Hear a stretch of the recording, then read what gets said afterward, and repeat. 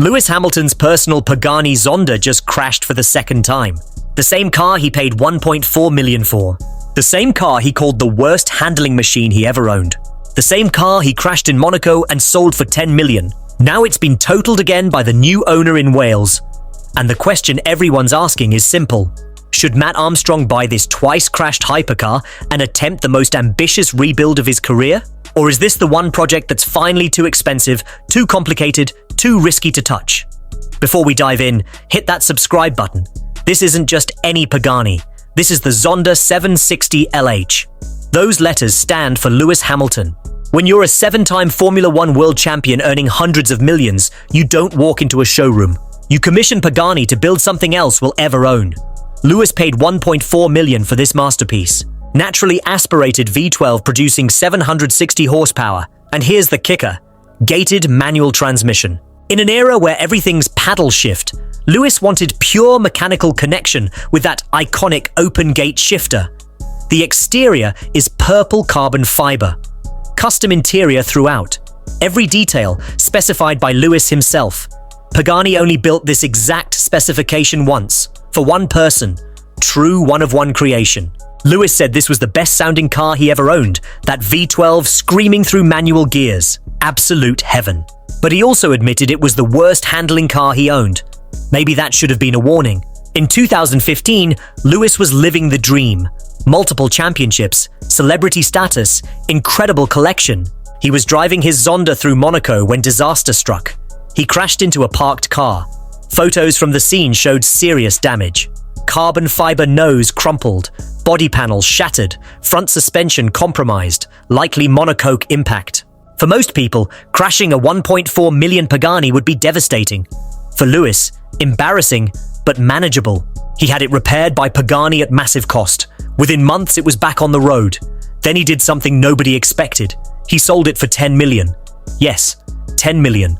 Bought for 1.4, crashed, repaired, sold for 7 times the original price. Only a car with this combination of rarity and Formula One history could pull that off. Fast forward several years. The Zonda's now owned by a collector in Wales.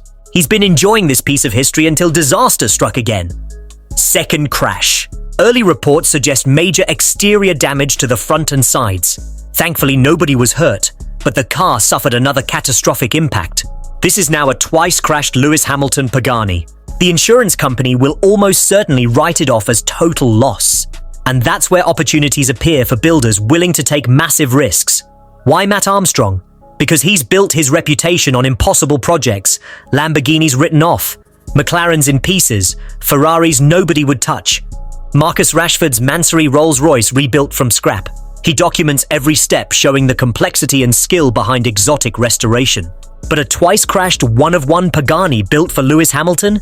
This is next-level territory. Bigger, riskier, more prestigious than anything Matt's done before. Here's what makes this terrifying. Pagani uses aerospace-grade carbon fiber with unique weave patterns. The purple bodywork alone could cost hundreds of thousands to replace. Matching it perfectly is a nightmare even for specialists. Carbon fiber doesn't bend like metal. It shatters. 2 crashes mean serious concerns about hidden fractures in the chassis, potential suspension misalignment, complicated structural inspections. If the monocoque is beyond repair, rebuilding could be astronomically expensive or genuinely impossible. The gatedmanual was built specifically for Lewis. If it's damaged, replacement isn't an option. Custom fabrication by Pagani engineers, months of work, tens of thousands added. Every part in a Pagani is handmade. Some components come directly from Italy. Lead times are brutal. Planning and budgeting become critical nightmares. If this Zonda hits salvage, initial purchase could range from $300,000 to $800,000, depending on damage severity. Realistic estimate? $750,000 to $1.2 million.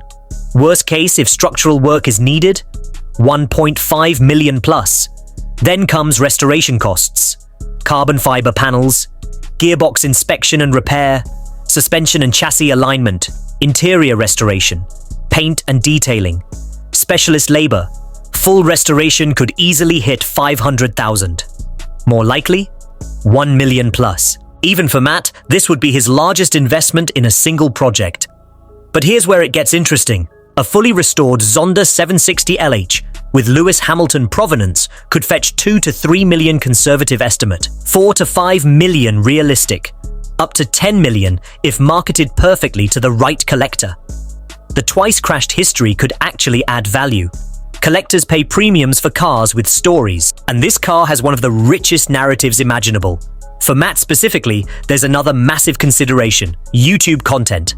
A multi-part series documenting Lewis Hamilton's Pagani restoration would generate millions of views. Ad revenue, sponsorships, channel growth could offset significant portions of restoration costs. This isn't just a rebuild. It's potentially the most watched automotive content of the year. That has real financial value that should factor into the decision. If I were Matt, here's the approach. First, get the chassis inspected by structural engineers and Pagani specialists before bidding a single pound. If the monocoque is compromised beyond repair, walk away immediately, no questions asked. The twice-crashed history isn't a liability, it's what makes this special. Survived 2 impacts. Owned by Formula One legend, now has a chance to be saved by one of YouTube's best automotive creators. That story is worth millions to the right collector. This represents everything fascinating about the exotic car world. Incredible engineering, celebrity ownership, dramatic crashes, and now the possibility of resurrection. Whether Matt or someone else takes this challenge, one thing is certain: this car deserves to be saved. The question isn't whether it can be done, it's whether someone has the courage, resources, and skill to pull it off. Matt Armstrong has proven time and again he can tackle the impossible. This might be his biggest challenge yet, but it could also be his greatest triumph. Lewis Hamilton's personal Pagani waiting to be resurrected, the entire automotive world watching. Pagani fans, collectors, engineers, even Lewis himself. One mistake wouldn't just damage the car, it could damage Matt's reputation forever. That pressure makes this project mentally demanding, not just financially risky. This isn't about turning wrenches, it's about responsibility. Matt has the skill, he has the audience, he has the ambition. This could be the most legendary restoration of his career, or the cautionary tale everyone remembers. Should Matt take on the most ambitious exotic rebuild ever attempted? The answer depends entirely on that structural inspection and parts confirmation. But if those boxes check, absolutely yes. This is the project that separates good builders from legendary ones. Subscribe and turn on notifications. See you in the next one.